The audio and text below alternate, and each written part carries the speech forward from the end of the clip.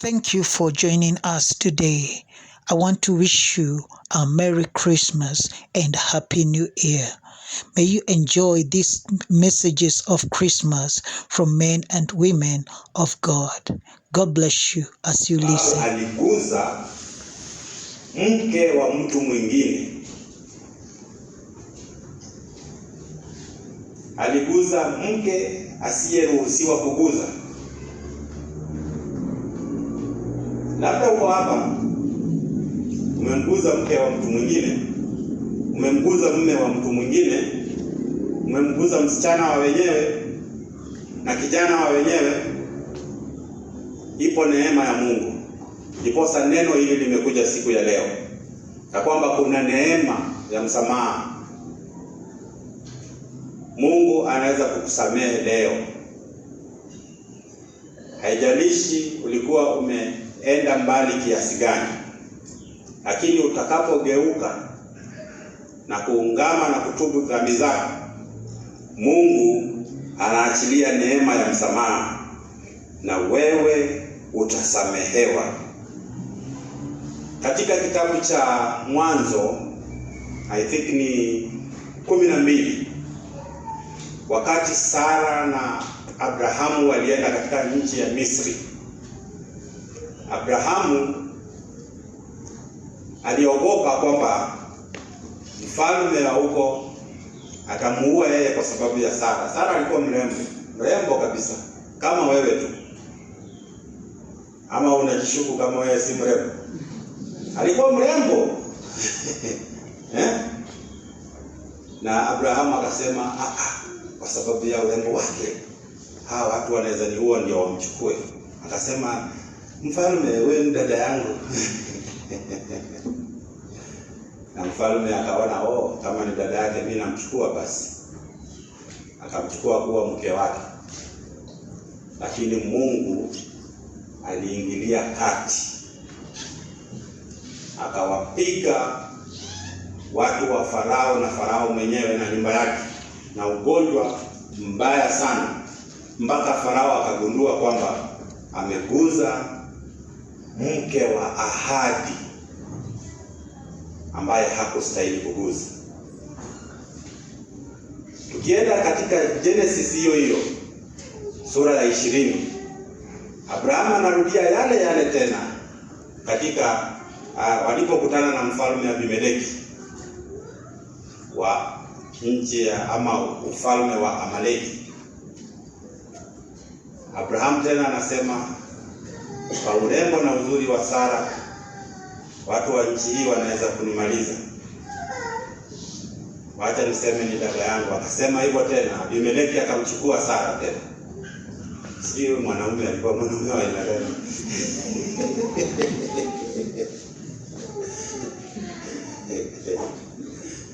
Mzee Msao, ungefanya hivyo wewe?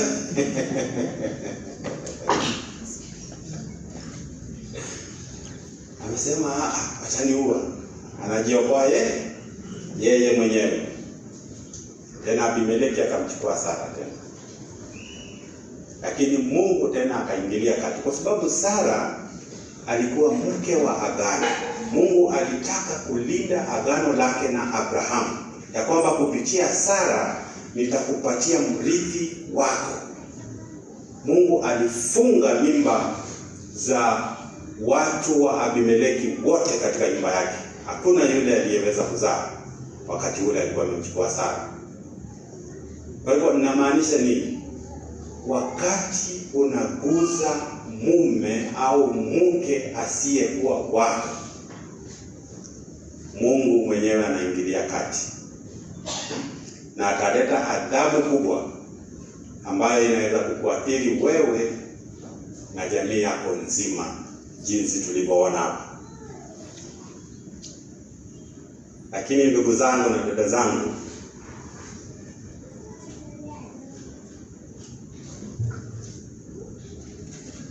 kuna neema, na neema hii ni kubwa sana. Tunapolilinda agano la Mungu kwetu, Mungu anashusha neema ya ulinzi juu yetu, na tutakapolivunja agano letu na yeye, basi neema ya ulinzi anaiondoa. Tumeona vile aliondoa neema ya ulinzi kutoka kwa wana wa Israeli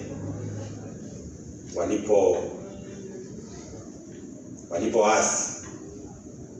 Tunaona jinsi alivyomwadhibu Mfalme Daudi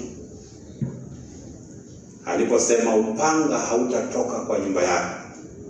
Na Daudi alikuwa mjanja, alipogundua amefanya dhambi atubu mara moja, akamwambia Mungu, nimefanya dhambi, nisamehe.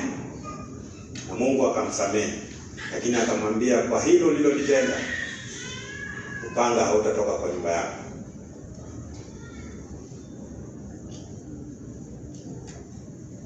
Sijui wewe unafikiria nini? Sijui ni nini ulichokifanya ama ni taji gani ulilojaribu kujivisha wewe mwenyewe ambalo hujaruhusiwa na Mungu kujivisha. Kwa kinywa chako tuna maneno yako. Ningependa tusimame, kila mtu azungumze tu na Mungu. Aseme, Mungu, hili ndilo taji nimeguza katika maisha yangu. Ninaomba msamaha wako. Simama tu kwa miguu yako na kwa kinywa chako tu wewe mwenyewe. Zungumza tu na Mungu. Zungumza na Mungu. Bwana, tunakushukuru kwa sababu ya neno lako. Baba, tumeshawishiwa kuguza mataji tofauti ambayo umeharamisha Bwana. Taji la kujaribu kuchukua utukufu wako Bwana na kusema tunajitukuza sisi wenyewe. Taji la kuguza dhahabu yako na kusema Bwana tunataka kujitajirisha sisi wenyewe. Na taji ya kuwaguza wanaume na wanawake ambao umetuharamisha Bwana, tukisema tunataka kujipa raha. Bwana, tunaomba msamaha wako. Tunaomba neema yako Bwana uweze kutujilia, utusamehe kwa ajili ya utukufu wa jina lako. Baba, tunakushukuru. Ninaomba siku ya leo Bwana ukashushe uwepo wako katikati yetu. Uzungumze na mioyo yetu siku ya leo. Utushawishi mmoja na mwingine, tukaweze kufunuliwa Bwana ni taji gani ambayo tumegusa ambayo inachukiza roho yako. Bwana, tukaweze kuja mbele zako kutubu na utusamehe na utufanye kuwa viumbe vipya tena. Asante Mfalme. Asante Bwana. Labda uko hapa siku hii ya leo, na kati ya hizo taji zote ambazo nimetaja, kunayo umeguza na unasema, mimi siku ya leo nataka kuachana na dhambi. Nataka kumfuata Yesu. Nataka kumpa Yesu maisha yangu aniokoe. Kama uko tu mahali pale, njoo tu hapa mbele. Hatutakuhukumu. Tutaomba pamoja nawe na Mungu atakusaidia. Unasema ninataka kuokoka. Nataka kupeana maisha yangu kwa Yesu. Njoo tu hapa, tembea kwa miguu yako na Mungu atakuokoa na kukusaidia. Kuna yeyote? Bwana, tunakushukuru. Asante kwa kuzungumza na mioyo yetu. Tusaidie Mfalme, tukaenende katika maagizo na maadili yako, tukaweze kushikilia agano lako na sisi Bwana, agano la uteule, agano la ukuhani wa kifalme. Baba, tusaidie tutembee kama makuhani wa kifalme, taifa takatifu, watu wateule Bwana, na jina lako litatukuka katika maisha yetu. Asante Mfalme. Asante Yesu. Kwa jina la Yesu Kristo tumeomba tukiamini.